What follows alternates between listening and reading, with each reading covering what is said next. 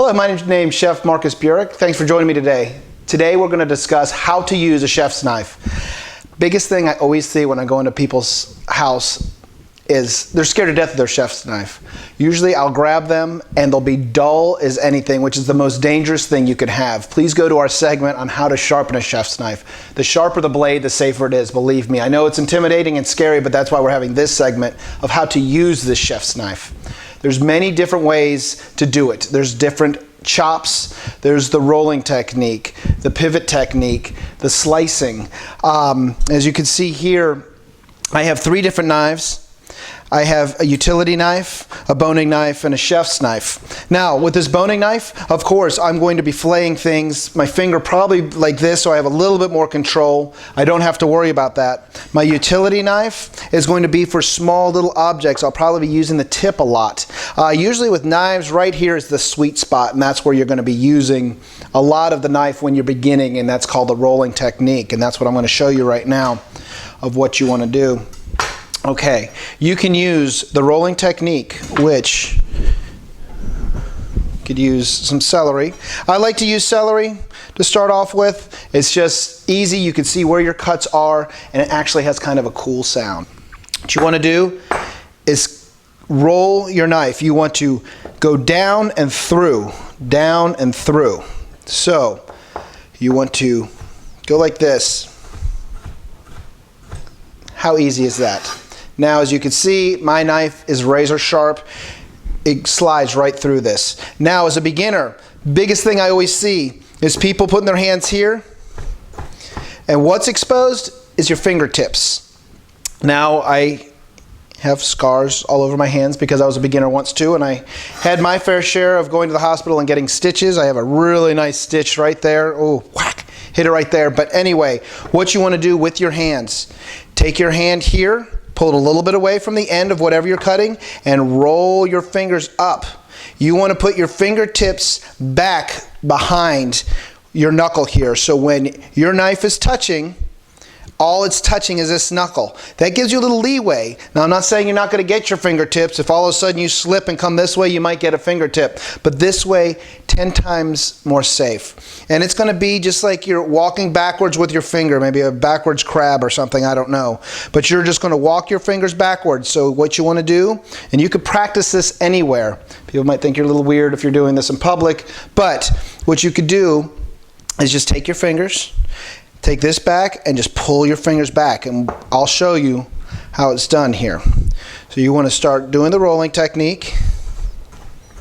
As a beginner, stop right here. Take your fingers, move it back just a little bit. Don't move it back here because then you lose control at the end. So you want to just move it back just a little bit. Slice. Stop. Move your fingers back. Back. Now, of course, I've been doing this for many, many years, and I've gotten accustomed to doing this, and you'll get accustomed to it too. Then you'll learn different techniques of, I'm so cool, of using the front of your knife and doing that as well. But those are the things you want to learn. Now, a little technique that you could do is you could take a little bit of flour, put the flour out, just spread it out a little bit, and you can see where this knife is cutting, and if you're doing a good job at that. Now, there also is things called a bench cleaner. Basically what that is a piece of wood, has metal. What a pastry chef usually does is take the dough and scrape that. You could use that as well because that's not sharp. You could use anything and just practice that rolling technique. But what you want to do is just go through the flour and just practice that. Have some people over, have them wine, just do it. You know, I mean, and you could tell them, believe me, they'll think it's kind of cool that you're doing that. But as you can see is how uniform are your cuts. You know, then you can just smooth that over a little bit. Now your cuts like this, when they are, then you know you have a little bit of work to do. So just smooth it out and just keep on practicing and roll, roll, roll, roll, roll, roll, roll, roll, roll, roll. You can see how uniform each cut is at. That's going to be important in your cutting when you get further along in your cooking. When you become a little bit more advanced, you're going to want those precise cuts in your food so your plating looks beautiful, your vegetables look beautiful, your vegetables are cooked evenly. It's all going to make a big difference. So this is the most important skill you're going to want to learn with your knife, and how to cut. So what you are going to have is different things to cut. You're not going to always be able to stay on the board, such as, let's say we have a little bit of fresh herbs here, some basil. As you can see, I'm staying on the board with that. So that's not always going to happen. You're going to have larger things such as cabbage, which you're going to have to come off the board. But your hand technique is important. So here I can't do a rolling technique, or I'll be just way too high, and that's just dangerous. You don't want to come up that high and always have to keep that point. You want to be comfortable. Now, to be comfortable, you're going to have to get a good grip. A good grip is like having a good grip on a pair of golf clubs. For you ladies out there, you're like, I don't play golf. What does that mean? What it means is I want to have a good grip. You can hold the knife like this if you want. As a chef, I like to hold it right here at the base of the knife. It gives me really good control. Everything is very well balanced. Some people hold it way back here. I feel that the knife could do that a little bit. When I'm up here, I feel like I have very, very good control. If you feel a little uncomfortable holding it like that, like this, I do not recommend having your knife like this. One, it's very, very wobbly. Two, finger falls off and boom, you got a chopped finger. So be very, very careful. Notes: when things are very, very difficult, take all safety precautions necessary. I had a very, very nasty cut, cutting a wheel of Parmesan cheese. It was very, very hard.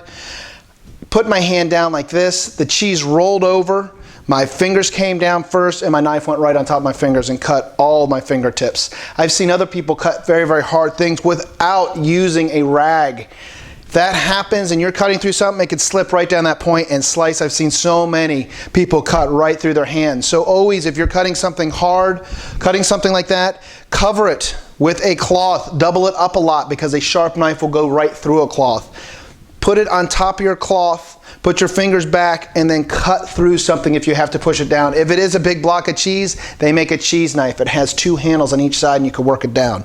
But for example's sake, if I have to come up this off the board to the apple, as you can see, I've just automatically, an instinct, I've already rolled my fingers forward to cut that apple and come down on it. You could still use the rolling technique. I'm starting from the front of my knife and I'm going to the back to where the sweet spot is. So as you can see, you can do that. Now on my other segments, you can see, to be safe, smart thing would have been, cut off the end of this. You can see where this is all wobbly. Cut it, it's flat, it's stable now. Now I could cut this apple and it's not going to wobble like that. I did cut it without that because I do have a little bit more experience. But there's little teeny things like that and techniques to make things stable. You're cutting butternut squash, anything like that, cut the bottom off of it, put it flat on the cutting board, then continue to butcher it. So with this apple, now that it's cut, now it's smaller, now again I could use the rolling technique. And once you're done with the rolling technique, you can go into the next technique of chopping. Just using your tip.